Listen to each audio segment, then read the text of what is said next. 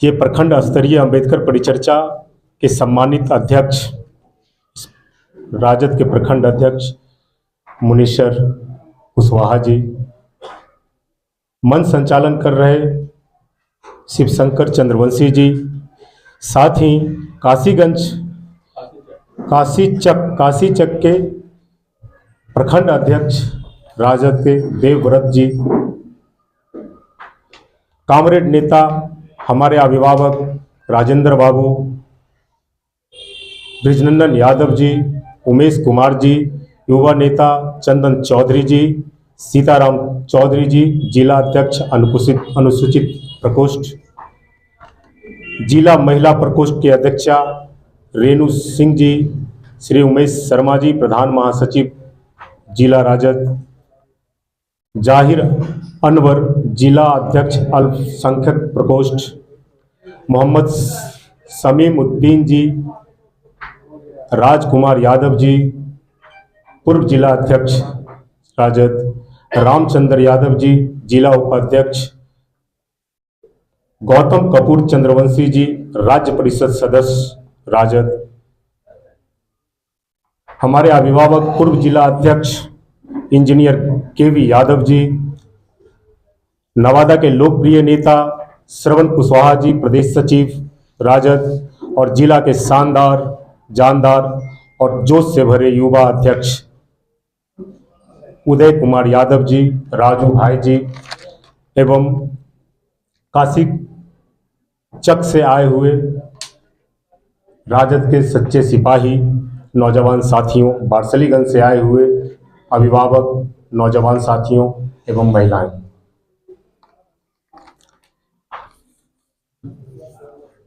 हम आज की चर्चा नवादा जिला की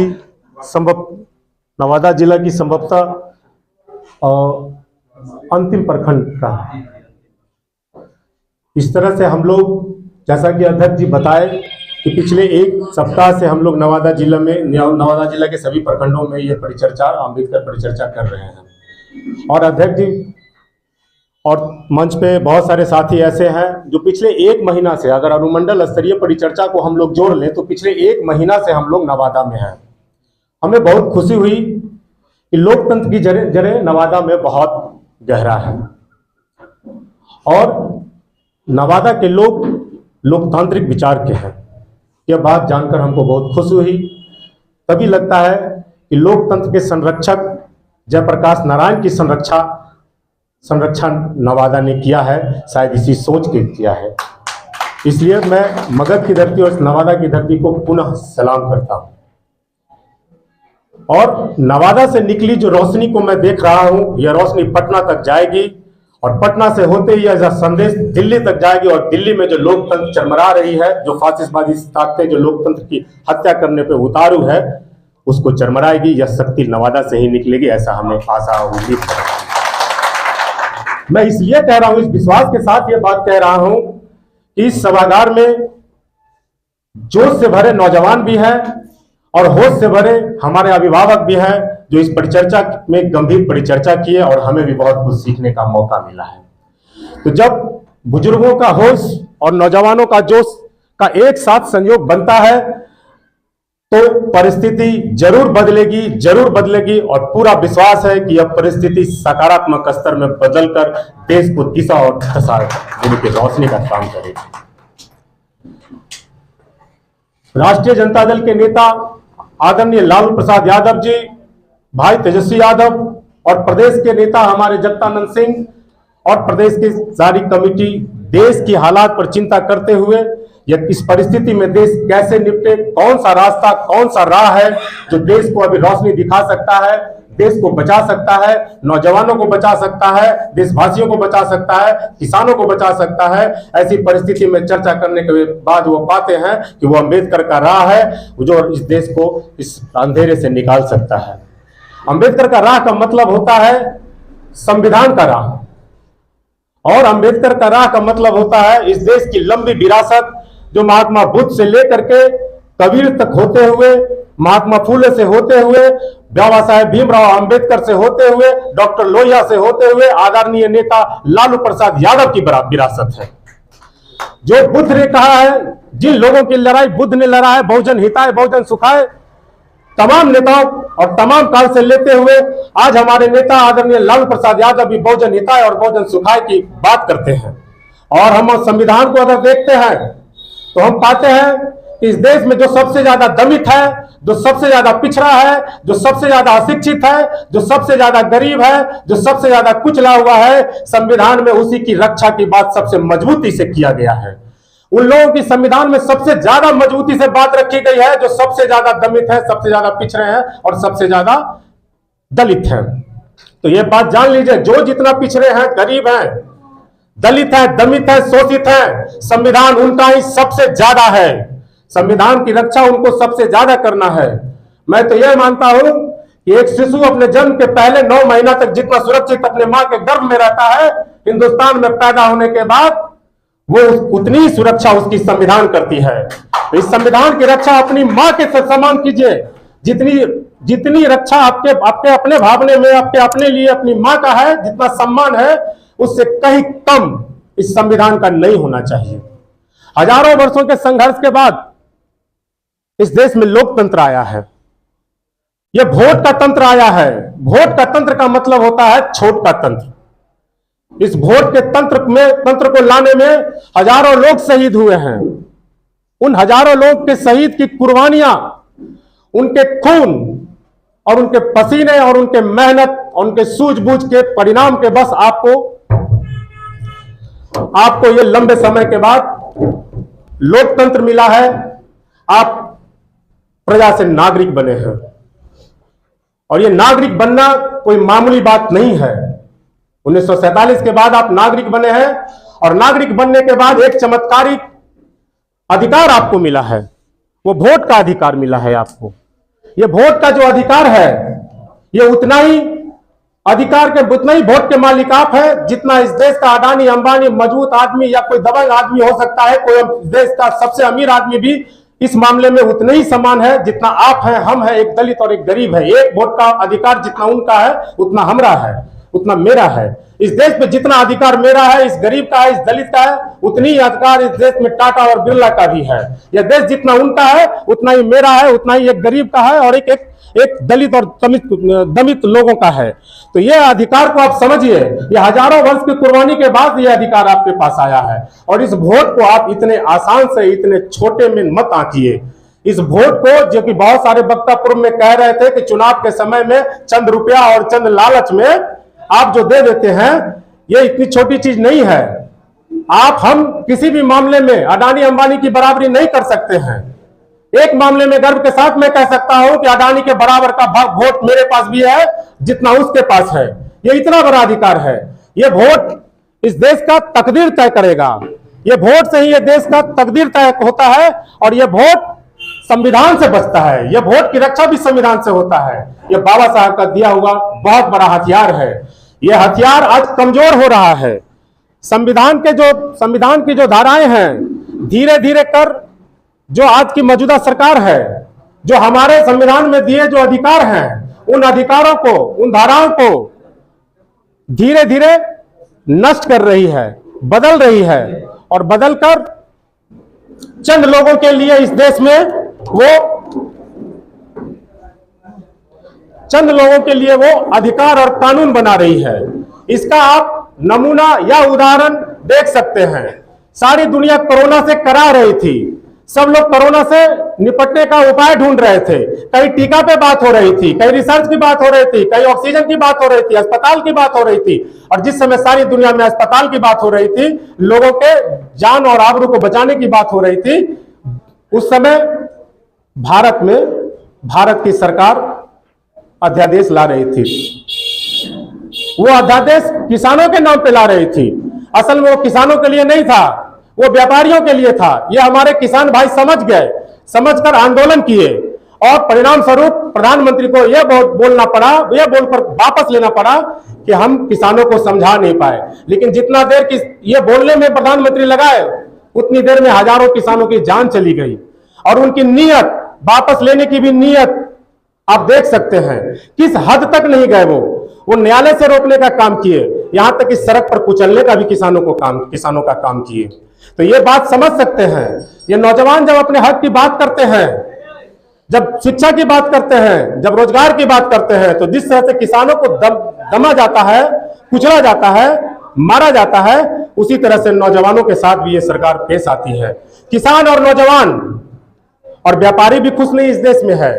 तमाम जीएसटी और जो टैक्सेस हैं बढ़ा दिए गए हैं, व्यापारियों का भी लाभ नहीं आ रहा है। व्यापारी का मतलब मैं पूंजीपति से नहीं ले रहा हूं, ये अडानी, अंबानी, टाटा, बिरला पूंजीपति लोग हैं, जो व्यवसाय से जुड़े लोग हैं। सबको यहां बैठे हैं, अपने जीवन यापन के लिए कुछ न कुछ करते होंगे, व्यवसाय करते होंगे। तो मैं आम लोग व्यापारियों की बात कर रहा हूं, वो भी खुशहाल नहीं है, उनकी भी हालत खराब है। तो व्यापारी खुश नहीं है, वो परेशान है, नौजवान मारा जा रहा है, किसान मारा जा रहा है, महिलाओं की इज्जत और आबरू के साथ खेला जा रहा है।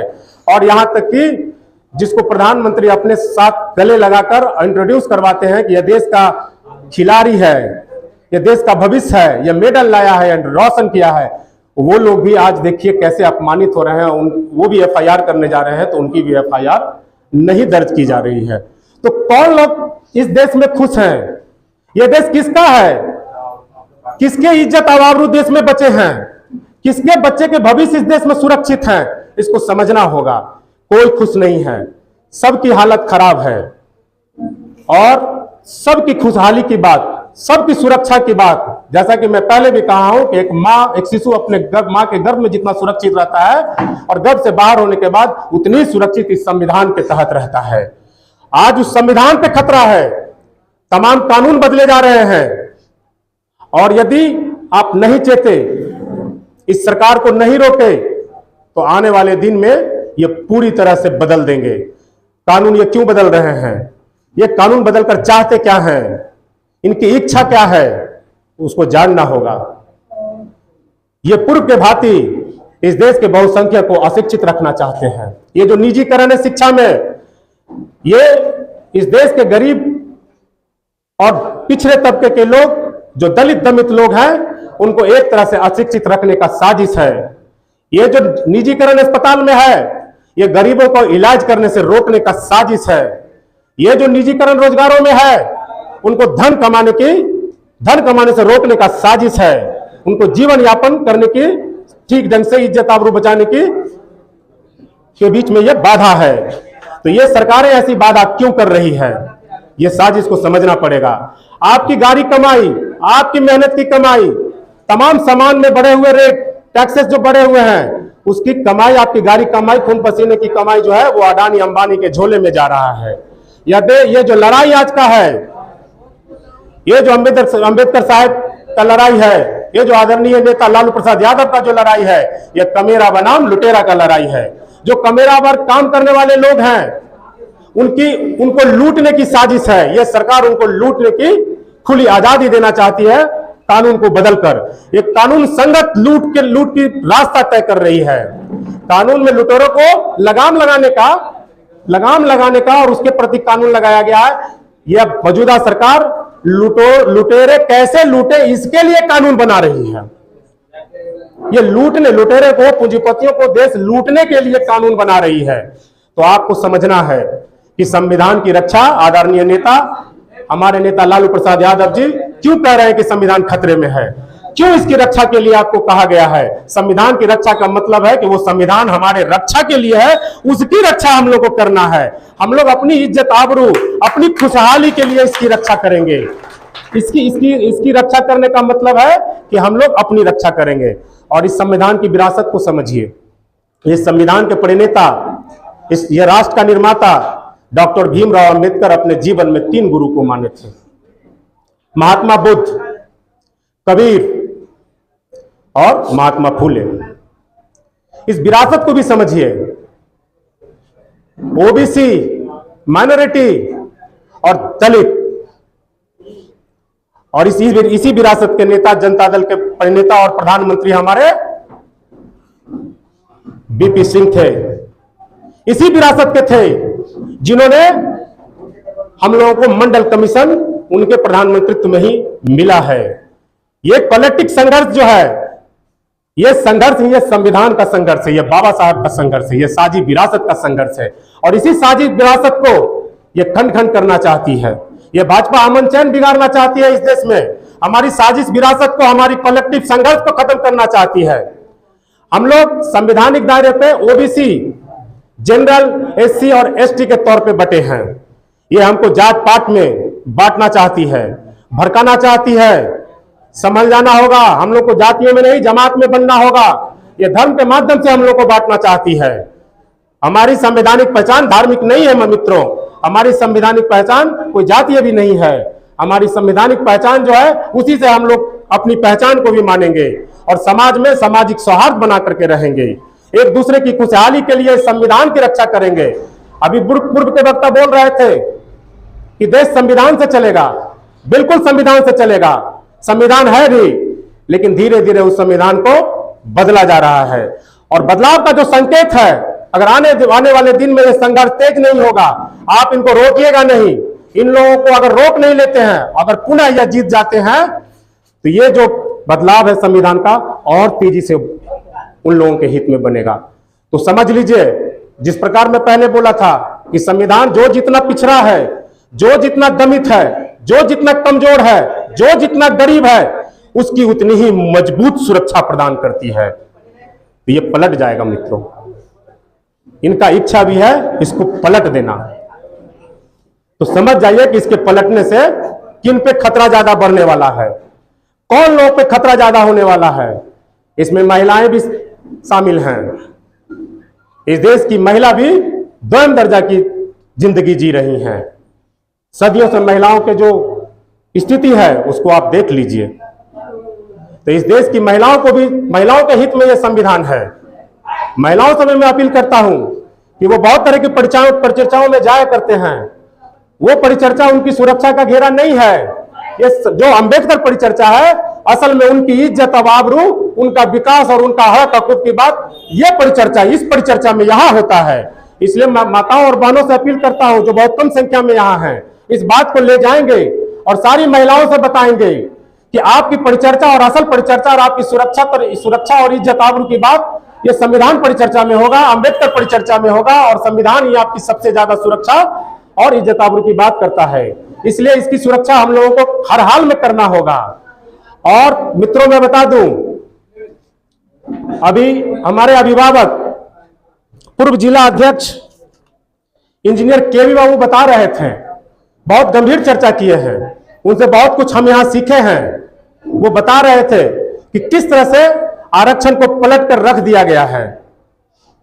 आज के नौजवान जो आज के रिजल्ट है उसका अध्ययन करेंगे तो पाएंगे कि जो ईडब्ल्यूएस का रिजल्ट है वो ओबीसी के कट ऑफ से नीचे है, और एसटी और एससी के लोग उस रिजल्ट का गहन से अध्ययन करेंगे तब पाएंगे आप कि जो रिटन एग्जाम है उसका मार्क्स उनका ऊपर है ईडब्ल्यूएस से, और तमाम 70% ईडब्ल्यूएस के जो रिजल्ट हैं उस रिजल्ट में इंटरव्यू में उनको सबसे ज्यादा मिल गया है। इस बात को समझे एसटी एससी के लोग, ओबीसी के लोग। आरक्षण दुनिया में सभी जगहों पे है, कहीं अफर्मेटिव एक्शन के रूप में है, भारत में आरक्षण के रूप में है। आरक्षण का मतलब होता है कि जो आर्थिक रूप से, सामाजिक रूप से, शैक्षणिक रूप से समाज में पिछड़ गए हैं उनको समाज जो है विशेष, सरकार विशेष अवसर देगी और समान धारा में उसको लाएगी।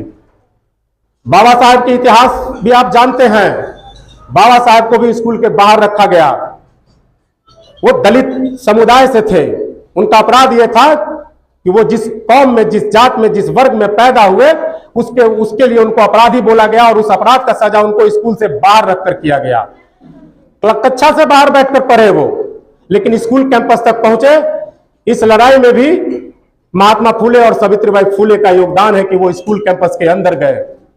ये लंबी विरासत की लड़ाई है। और बाबा साहब स्कूल कक्षा के बाहर पढ़े, और कक्षा का बाहर पढ़ने वाला व्यक्ति दुनिया का सर्वश्रेष्ठ छात्र साबित हुआ। कोलंबिया यूनिवर्सिटी जब अपनी छात्रों का लिस्ट बनाया तो उसमें पाया कि हिंदुस्तान का एक छात्र भीमराव अंबेडकर दुनिया का सर्वश्रेष्ठ छात्र है। और उस सर्वश्रेष्ठ छात्र को, इस दुनिया के नेता को, बाबा साहेब को हम सम्मान देने में कई दशक लगा दिए आजाद भारत में। बाबा साहेब को भारत रत्न देने की बात हो या संसद भवन में उनकी मूर्ति लगाने की बात हो, तो जो जनता दल की सरकार बनी थी उस समय यह निर्णय लिया गया। अभिभावक, शायद ये सच है, सच है ये बात? बाबा साहेब को भारत रत्न कब मिला? जनता दल की सरकार जब आई। और उनकी मूर्ति भी कब लगी? जब जनता दल की सरकार आई, बीपी सिंह की सरकार। इसलिए मैं बीपी सिंह को भी नमन कर रहा हूं, पूर्व में भी नमन किया था मैं। जो भी सकारात्मक सोच के लोग हैं, जो इस देश को स्वस्थ देखना चाहते हैं, जो इस देश को खुशहाल देखना चाहते हैं, जो इस देश को विकसित देखना चाहते हैं, वो ये भी देखेंगे कि बहुसंख्यक लोग इस देश में खुशहाल रहे, पढ़ा लिखा हो, धन कमाने का अवसर और अर्जित करने का अवसर उनको मिले, वो भी बढ़े। जब सब बढ़ेगा तभी यह देश खुशहाल कहलाएगा, अन्यथा ये देश चंद पूंजीपतियों के बढ़ जाने से यह देश खुशहाल नहीं कहलाएगा। तो आपको यह साजिश को समझना होगा, यह संघर्ष को तेज करना होगा। हमारे आदरणीय नेता का संदेश है कि इस लड़ाई को न सिर्फ बिहार में, पूरे देश में संघर्ष को तेज करना है। और इसके तहत आप देखे होंगे कि हमारे नेता आदरणीय तेजस्वी प्रसाद यादव जी और इस राज्य के मुखिया नीतीश जी व्यापक एकता और गोलबंदी के लिए, विपक्षी पार्टियों की व्यापक एकता और गोलबंदी के लिए पूरे देश में घूम रहे हैं। और प्रदेश में हम जैसे सिपाहियों को दिए हैं जिम्मा, आप जैसे लोगों को दिए हैं कि प्रदेश आपके हाथ में है, शीर्ष नेतृत्व को आप देश में व्यापक एकता बनाने के लिए छोड़ दें। तो हम लोग भी इस लड़ाई को थाम लें और यह संदेश देने का काम करें कि प्रदेश से आपको इस जिम्मेवारी से हम मुक्त करते हैं, आप देश की लड़ाई लड़िए। प्रदेश में हम लोग, हमारे अभिभावक, जिला के अभिभावक, जिला में, प्रखंड में आप प्रखंड अध्यक्ष और पंचायत में पंचायत अध्यक्ष, बूथ तक और गांव-गांव तक इस बात को ले जाना ही हमारे नेता का संदेश है। और यही संदेश बात बनकर मैं यहां आया हूं नवादा की धरती पे। उल्टा एक संदेश लेकर भी मैं जा रहा हूं, यहां से एक संदेश लेकर भी मैं जा रहा हूं। ये अनुभवी गार्जियन और नौजवान साथियों का जो संयोग है, ये नवादा सुरक्षित हाथों में ये पार्टी का कमान है। अभी जो अभिभावक को मैं सुना, नौजवान साथियों को मैं सुना, तो सब लोगों में एक होश और जोश का कॉम्बिनेशन देखा हूं। ये होश और जोश का कॉम्बिनेशन को बना के रखना है। और नवादा से यह संदेश जो मैं लेके जा रहा हूं, यह विश्वास को टूटने नहीं देना है जो आदरणीय नेता के पास पहुंचेगा कि नवादा सुरक्षित हाथों में पार्टी है, नवादा में राजद मजबूत है, गरीब अकलियतों की लड़ाई लड़ने के लिए नवादा तैयार है। तो इस संदेश को जो मैं ले जा रहा हूं पार्टी तक और शीर्ष नेतृत्व तक, इस विश्वास को भी आपको बनाए रखना होगा। आप हमें विश्वास दिलाएंगे कि मैं पूरे गर्व के साथ, जोश के साथ और ठोक बजाकर प्रदेश में इस बात को रखूंगा। इस विश्वास के साथ मैं जहां से जाना चाहता हूं, तो क्या मैं इस विश्वास के साथ यहां से जाऊं? मैं पूछना चाहता हूं आप लोगों से। और इस जोश और होश को बनाए रखना है, सामाजिक सौहार्द को बनाए रखना है। बहुत तरह की साजिश करेंगे। बगल के जिला बिहार शरीफ में चंद महीने एक घटना घटी और पूरा राष्ट्रीय चैनल उस पर झूठा अफवाह में पूरा राष्ट्र घूमता रह गया। दिल्ली से फोन आए, देश के चिंतक सभी जगह बैठे रहते हैं। देश के किसी भी प्रदेश या कोने में कुछ अप्रिय घटना घटती है, जो सच्चे देश के चिंतक होते हैं वो कहीं से भी अपने जानने वाले लोगों को, जिसके पास नंबर होता है, फोन मिला लेते हैं, लगा लेते हैं। अगर नवादा का भी कोई घटना अप्रिय होगा, हम भी आप जितने लोगों को नंबर जानते हैं तुरंत लगाएंगे, क्या जी क्या हुआ, कैसी बात है। वो फोन लगाते हैं, पूछते हैं। हम लोग बोल रहे हैं भाई गलत है, लेकिन दिल्ली में अफवाह पहले ही चली गई। पटना से पहले दिल्ली अफवाह फैल जाती है। इस अफवाह को यही रोक लेना है, अपने घर की अफवाहों को यही रोक लेना है। और परिस्थिति तो ऐसा पैदा करना है कि किसी तरह का कोई गफलत और अफवाह पैदा ही नहीं हो। ये घोल मेल मिलाप ऐसा बनाना है कि अफवाह फैलाने वालों को कोई जगह ही नहीं मिले, यहां उसको यहां कोई जगह नहीं मिले कि किसी भी तरह का वैमनस्य, आपसी जो सामाजिक समरसता है उसको तोड़ने का कोई मौका नवादा जिला में मिले। और जो पूर्व के वक्ता हमारे बोल रहे थे, ये आएंगे, भटकाएंगे, ये बात करेंगे मंदिर की, ये बात करेंगे कि ओबीसी का हक, ईबीसी का हक ओबीसी खा लिया है, ये बात करेंगे कि शूद्र का हक, अति शूद्र का हक जो है वो शूद्र खा गया है। महादलित का हक दलित खा गया है। ये इस तरह के भी गफलत फैलाएंगे, आपको बांटने की साजिश करेंगे। हमारे नेता आदरणीय लालू प्रसाद यादव, तेजस्वी जी और इस देश का मुखिया नीतीश जी और इस देश के जो तमाम विपक्षी पार्टियां हैं, बड़ी ठोक बजा के और प्रधानमंत्री से मिले, बोले जातीय जनगणना करा लो जातीय जनगणना, पता कर लो कि इस देश के संसाधन पे किसके कितने हक हैं, कौन लोग कितना किसका हकमारी कर बैठा है। दूध का दूध और पानी का पानी हो जाएगा, तो फिर क्यों रुक गए। ये गरीब प्रदेश बिहार अपने संसाधन से जब जातीय जनगणना कराने का बीड़ा उठाया, जिसपे बहुत ज्यादा खर्च हुआ है, तो ये गरीब प्रदेश बिहार जब अपने संसाधन से ये काम कराने की बीड़ा उठाया, जब सरकार ने यह बीड़ा उठाई तो कोर्ट से साजिश का, सरकार कोर्ट में चली गई, सरकार कोर्ट में चली गई और उसको रुकवा दी। तो जब दूध का दूध और पानी पानी करने के बारी आई कि कौन किसका हक मार कर बैठा है, इस देश के संसाधन पे किसका कितना हकमारी करके कौन किसका हक मार के बैठा है, तो फिर ऐसी साजिश क्यों कर दिए। तो इस बात को समझिए, इस साजिश को समझिए और हमारे नेता का जो आदेश है, जो संदेश है, ये यही है कि विकट परिस्थिति में यह देश अंबेडकर के राह पर भी चलकर बड़ा हो सकता है। व्यक्ति महान नहीं होता है, व्यक्तित्व महान होता है। अंबेडकर हमारे और आपकी तरह व्यक्ति थे, लेकिन उनकी जो यह व्यक्तित्व है, जिसकी विरासत, जिसकी परिचर्चा हम कर रहे हैं, वो व्यक्तित्व महान होता है, राह और रास्ता महान होता है। तो हम लोगों को तय करना है कि किस राह पे देश चलेगा, देश किन राहों पर चलेगा और भविष्य में इसका दशा और दिशा क्या होगा, हमारे बच्चों के भविष्य किन हाथों में सुरक्षित होगी। इन बातों को समझकर सूझबूझ के साथ आने वाली लड़ाई आपको लड़ना होगा। पूर्व के वक्ता कुछ यहाँ पे बहुत सारी स्थानीय मुद्दा को उठाए थे। स्थानीय मुद्दा में ज्यादातर स्थानीय प्रतिनिधि की बात आई थी। मैं बता देना चाहता हूं मित्रों, बाबा साहेब इस देश के कानून मंत्री थे, अभिभावक, और किरण रिजिजू भी कानून मंत्री है ना। बाबा साहेब मेघवाल जी हैं, ठीक, बाबा साहब मेघवाल हो सकते हैं, मेघवाल बाबा साहब हो सकते हैं। अरे ये लोग प्रतिनिधि हो सकते हैं, नेता नहीं हो सकते हैं। मंत्री कोई नेता नहीं होता है, मुख्यमंत्री भी नेता नहीं होता है, प्रतिनिधि की क्या बात करते हैं। जेपी तो मुख्यमंत्री भी नहीं बने, मंत्री भी नहीं बने। क्या हम लोगों ने सुना है हमारे पुरखे और हमारे अभिभावक और हमारे गार्जियन, हमारे नेता बिना जेपी के किसी मंच से उतरे हो, बिना नाम लिए? हाँ, किन प्रतिनिधियों के चक्कर में पड़े हो। नेता प्रतिनिधि में अंतर समझिए। मंत्री प्रतिनिधि एमपी एमएलए बहुत छोटी चीज होती है। अगर कोई बड़ी चीज होती तो बिहार के 40 जो मंत्री एमपी है, उसका नाम यहां बैठे सभागार में मैं समझता हूं बहुत कम लोग जानते होंगे। यदि कह दूं कि सब लोग एक सूची एक लाइन से नहीं बता दें, क्या होता है। एक नेता हजारों मंत्री, दर्जनों मुख्यमंत्री, हजारों सांसद, हजारों विधायक पैदा करते हैं अपने जीवन काल में। इनके चक्कर में मत पड़िए आप लोग। और नेता चूंकि आपकी बात करते हैं, आपकी इज्जत, आबरू, खुशहाली, आपकी बदहाली से आपको निकालने की राह और रास्ता दिखाता है, इसलिए नेता नेता होता है। तो प्रतिनिधियों के चक्कर में मत पड़िए आप लोग, जो सिर्फ नेतृत्व निर्णय लेते हैं। और हमारे नेता जो अंबेडकर जो हमको राह दिखाए हैं, ये राह पर ही चलकर यह देश बचेगा।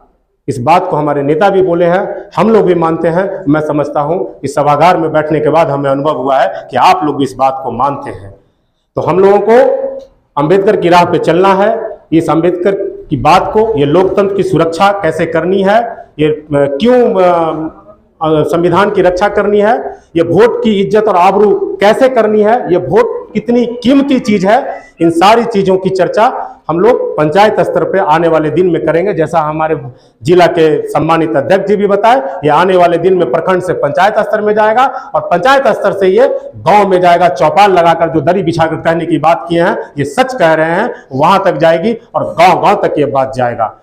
तब जाकर के एक मजबूत लोकतंत्र का बुनियाद बनेगा और आने वाले दिन में ये लोकतंत्र को कमजोर करने वाली शक्तियों से लड़ी जाएगी और वो कमजोर होंगे, हारेंगे, मिटेंगे। इन्हीं बातों के साथ मैं सबको धन्यवाद देता हूं। जय बुद्ध, जय भीम, जय लालू, जय राष्ट्रीय जनता दल, जय नवादा की धरती।